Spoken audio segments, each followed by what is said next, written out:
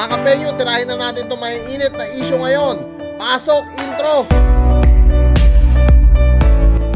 Hey yo, what's up sa inyo mga kapenyo? At today meron na naman tayo napaka-init na reaction video. Viral video to ngayon mga kapenyo, na kung saan isang pulis na sinagip niya etong bata na nalaglag nga no dito sa may ewan ko kung Ilog Pasig ba to o kung saang lugar to. Pa-comment na lang down below dun sa mga nakakaalam kung saan bang lugar etong eksakto na ipapakita ko sa inyong video. At grabe mga kapenyo, etong si Kuyang Pulis, talagang masasabi kong ito dapat ang pinaparangalan ng mga senador natin, ng gobyerno natin, dahil dito mga kapenyo no, hindi siya nagdalawang isip na languyin o sagipin etong bata na nalulunod na nga dito sa ilalim ng tulay. At tara mga kapenyo, wag na natin patagalin at sabay-sabay natin panoorin kung paano nga sinagip ng mamang pulis etong batang nalulunod sa ilalim ng tulay.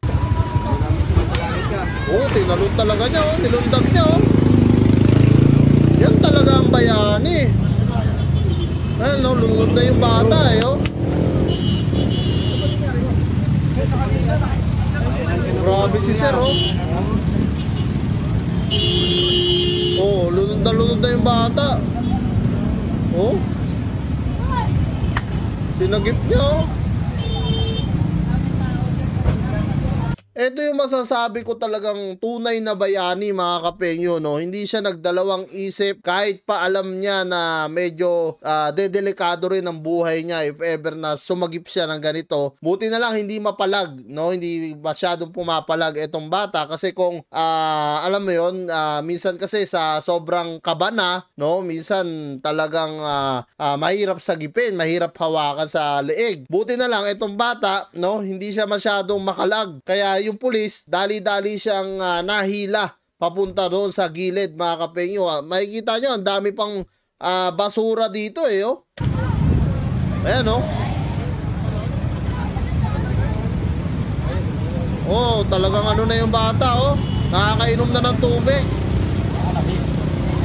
Ang tanong ko dito mga kapenyo, pasensya na kayo kung medyo pinopost-post ko may mga katanungan lang din ako. Paano kaya nalaglag yung bata dito? No? Sobrang pabaya naman ng magulang or kung mapapansin nyo, yung bata siguro I think nasa 16 to 17 years old na tong bata, no? Na kung saan may isip na. Pera na lang kung meron siyang kapansanan. Hindi natin masisisi yan, no? Lalo na doon sa magulang, kung biglang tumakbo yung bata at nalaglag nga dyan, hindi natin masisisi yun kasi may kapansanan yung bata. Pero kung normal naman yung bata, di ba? Sobrang pabaya na lang siguro nun kung nalaglag siya dito, no? Kaya ito yung pinagtatakahan ko din.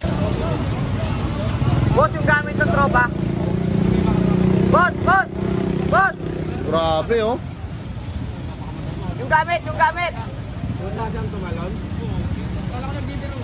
Tingnan nyo naman, grabe naman talaga yung mga basura sa atin, no? Hanggang ngayon, hindi pa rin nalinis talaga yan. Alam nyo, sa totoo lang, sa Maynila, no? Nung panahon ni Isko, talagang nalinis na yung mga yan. Kaso, itong Isko lang talaga, minsan may pagka-boplox din, eh. Gago! Sipin nyo, mga kapenyo, ang ganda na sana ng record niya sa gobyerno. Ang ganda na ng record niya sa ating mga tao. Biglang sinira niya, no? Binenta niya yung Divisoria. Kasi siya na kayo kung naiba yung kwento natin, pero nababanas lang kasi ako, no? Ano natin, yung mga ganito, no? Yung mga Ilog Pasig natin, yung mga ilog natin, may mga basura pa rin hanggang ngayon, no? Hindi tayo marunong magdisiplina. Hindi ko naman nilalahat ng Pilipino, pero sana naman, no? Magkaroon tayo ng disiplina sa sarili natin. Kasi alam nyo, sa totoo lang, dito sa ibang bansa, dito sa Taiwan, no? Lahat ng mga tao dito, talaga sumusunod sa gobyerno natin, lalong-lalo na sa mga pulis, no? At ginagalang nila o respeto nila yung mga pulis dito at saka hindi pa pwede yung kung saan ka lang magtapon. Dapat ganun sa atin. Dito sa Tumalan? Okay na. Boss! Dito na nag-alas. Ayan na oh, buti may bangkero na dumating oh. Hingal na rin si sir oh.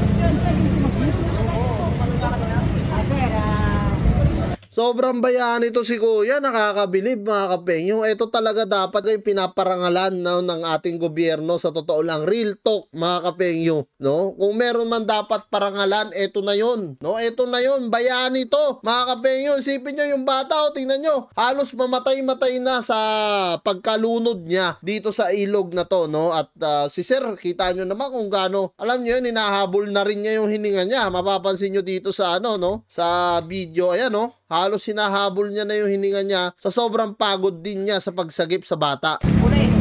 Oo, ayan, no? Grabe to si sir. Dapat talaga saluduan to. Grabe, no? Isipin nyo, hindi siya nagdalawang isip kung iba-ibang mga pulis yan. Bahala ka dyan. Antayin mo yung rescue. Ganun naman iba di ba? Pero ito, talagang may puso to. Ayaw niyang, alam mo yun, nakikita niya yung mga inosente o ganyan, nalulunod. Kaya kahit sarili niya, tinalon niya, no, itong bata para talagang masagip nga, no. Ang tanong nga dito kung paano kung nagkakalag yung bata, yun yung napakahirap na sitwasyon dahil pati siya, pwede siyang malunod dito. Marami na nangyari na ganyan, na nagsagip, nasagip yung tao pero siya yung nalunod, yung nagsagip, no. Kaya ingat-ingat din, pero syempre si sir, no, bilang alagad ng batas, hindi niya na inisip yun. Inisip niya, masagip niya itong batang to. Tumulan na. Tol! Isa kang bayani! Uy, ay putang nakakatawa naman yung mga nag-video dito mga kapengyo, no? Tinawag siya na Chief, Sir. Ganyan, isa kang bayani, no? At talagang kuya, kung napapanood mo tong reaction video ko, sobrang saludo po ako sa iyo. Sobrang saludo ako sa iyo. Napakagaling mo kuya, sobrang bayani ka talaga dito. At pwede mo akong message, no, sa aking FB page kuya, no? At magbibigay lang din ako ng konting pabuya sa iyo kasi sobrang natuwa ako dito sa ginawa mo. Bibihira yung mga pulis na ganito. Hindi ko naman nilalahat ng pulis pero bibihira po yung mga ganitong pulis, no? Message mo ako, sana mapanood mo tong video ko, i-share nyo mga kapengyo para makarating dito kay Kuyang Pulis at magbibigay din ako ng konting parangal dito kay Kuya Bayani natin, no? Grabe, sobrang bihira yung mga ganitong tao. Ayan, no? Isa kang bayani! Grabe, nakakatawa. Dami rin pala tao. Sipin nyo ang daming tao dun sa area pero si Kuya Pulis lang ang nakapagsagip sa bata, no? Siya lang yung may lakas ng loob na talagang talunin o lundagin itong bata para nga masagip niya. Sana all ganyan mga kapengyo, no? So kung kayo nga tatanungin ko mga kapengyo, ano nga masasabi nyo dito kay Chief na pulis natin? Hindi ko pa totally alam yung pangalan niya. I-comment nyo na lang din down below. At syempre yung mga opinion nyo kung sa palagay nyo ba dapat talagang parangalan ng ating gobyerno etong pulis na to. Maraming salamat mga penyo at kita-kitsa na tayo sa susunod kong reaction videos. I would be up waiting for you if you had to leave. I would wait a lifetime if you were at sea. I just wanna say that I feel that our love is real. Maybe we should hurry up and seal the deal.